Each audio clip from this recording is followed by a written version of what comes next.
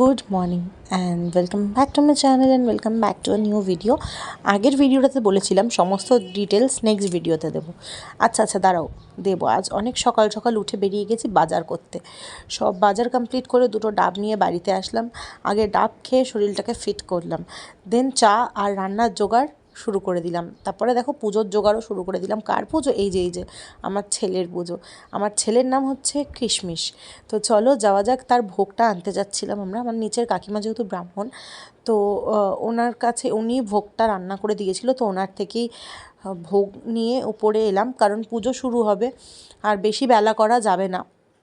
তো আমার চিনিও দেখো ভোগটা দেখে বা পুজো দেখার জন্য কতটা এক্সাইটেড। তো ভোগে ছিল পোলাও, বেগুনি, পরমান্ন, পায়েস, আর পরমান্ন মানে পায়েস আর আলুর দম। আর আমি যৎসামান্য আয়োজন করেছিলাম, কারণ ছেলের পুজোতে অত বেশি আয়োজন করতে লাগে না। পুজো না, ঠিক অন্নপ্রাশন। তো দেখো ওকে স্নান করানো হচ্ছে ভালো করে, মধু ঘি সব কিছু মাখিয়ে পঞ্চামৃত দিয়ে। তারপরে আমার ছেলের প্রাণ প্রতিষ্ঠা হবে। তো আমার কাছে দিয়ে দিল আমার কোলে, বলেছিল আমার কোলে বসিয়ে পুরো ওকে রেডি করতে। তো আমি সেটাই করছিলাম। দেখো তো আমার সোনা ছেলেকে কেমন লাগছে। আর একটু ওর, আমি তো অত ভালো অঙ্গরাগ করতে পারি না, জাস্ট একটুখানি ওকে তিলক কেটে দিচ্ছিলাম, সাজিয়ে দিচ্ছিলাম নিজের মতো করে।